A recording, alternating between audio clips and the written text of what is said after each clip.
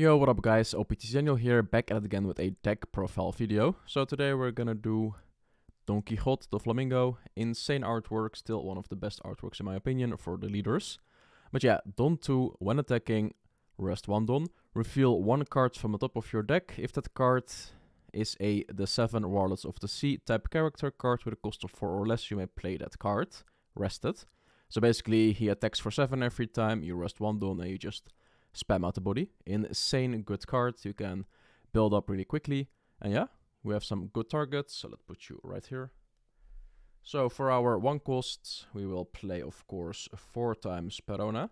So what Perona does is insane. On play, you may look at top 5 cards of your deck, put them in any order you want, and then you can choose if you want to put them at the top or the bottom. So if you put them at the top, you know what you will draw into, or what you get with your effects, or if it is terrible, you just put it to the bottom and you'll never see it again. But yeah, insanely good card, a staple in blue in my opinion. And then for our next 1 cost, we just play Kaya. So you know what you will draw or what you get with Perona, so you can just play this if you need to draw 2 cards and then trash 2 cards from your hand, but you want to use it for the 2k counter. Kaya, good card. Then for our last 1 cost, we play 4 times the Law Blocker. So if you want to, you can use your leader ability to play out this body. But yeah, it's a 1 cost, 1k, no counter, blocker. So you just want to hard play this from your hand. But if you have to, you can use it with your leader ability. But yeah, just some blockers that you can spam to avoid lethal. Good against Whitebeard.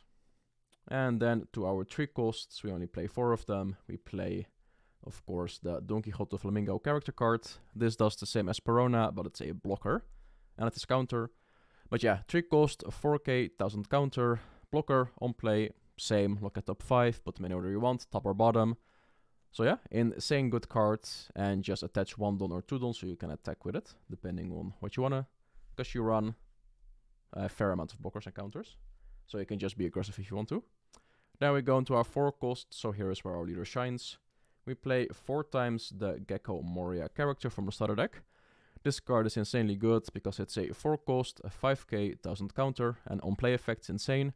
On play, add 1 the 7 Warlords of the Sea or Thriller Bark Pirates type card or character card with a 4 cost 4 or less or other than Gecko Moria from your trash to your hand. It's a lot of text, but yeah. You can play this with your leader ability, play it rested. You can get a Thriller Bark or a Pirate 7 Warlords with 4 or less from your trash to your hand, so you can just recycle your hand. So if you want, you can just get your counters back to hand from the grave or trash, or your Perona, because you can get all the good cards back, except for Gecko Moria itself. And then for our other 4 costs, which I just showed, is of course the Dracul Mihawk. So this is basically just your 2k counter, but if you don't have any plays or you don't have anything hit with your leader, you can just play this with leader ability. It goes on field rested of course, but you want to use it for the 2k counter. And it is Don 1, when attacking, draw 2 cards, trash 2 cards from your hand. So once again, you can combo it off with the Perona or with the blocker, Doflamingo. But you want to use it for the 2k counter, and you can get it back with Gecko Moria from trash. And this is our best target for the leader. It is the Gecko Moria, once again. But this time it's a 4 cost vanilla with a 6k power. So that's insane against Whitebeard. It's a 1000 counter, and you can also get it back from the trash if you want to. With the other Gecko. Oh no, wait. No, never mind. Gecko Moria cannot add Gecko Moria. That's my bad. But yeah, insanely big body. They will definitely have a hard time removing this, so you always want to play this with leader. Or if you have nothing, you can just hard play it, of course. Then we go into our second to last. We play 2 times the Jimbei from the Tisher Cup. This card is insanely good against Sorrow and against Law, because on KO, so they have to get rid of this card. If else you have a free 5k swing, 6k swing, 7k swing, whenever you want, they have to get rid of this card. But yeah, on a KO, place up to 1 character with a cost 3 or less at the bottom of the owner's deck. And you can just spam it out with your leader ability. Let's say 4 cost, 5k, 1000 counter. Good card. And then into our last target, we only play 2 times the Boa blocker, because we play the Law and we play the Gecko Moria, no, the Doflamingo. You don't really need a lot of this, because they will always get rid of it. But yeah, if you have it, it's fine, and you can play it with leader ability or just attach 1 Don and then draw a card. It's a blocker, 4 cost, 5k, 1000 counter, 7 Warlords of the Sea trait. Blocker, So yeah, Don 1, when attacking / on block, draw 1 card if you have 5 or less cards in your hand. So you can combine this off with Perona or with the Doflamingo blocker, so you know what you will draw. Basically, you just have massive observation hockey with this deck because you know what you will draw. For our 7 costs, we play 2 times the 7 cost of Doflamingo, and we play 1 Sogeking. So you can definitely switch this around if you want to. You can play 3 Sogekings, or you can play 3 Doflamingos, whatever you want. But yeah, this one I like because it's a bigger body. 7 cost, 7k. On play, return 1 character with a cost of 7 to the owner's hand. And this one is the same, but then it's a 6 or lower, and you draw 2 cards, trash 2 cards. And this has counter power, so it really depends what you want, but I prefer this. But yeah, this is really handy because you will draw. So yeah, I would just split this. 2, 1, fine, or if you want 2, 1, also fine. So let's put these away.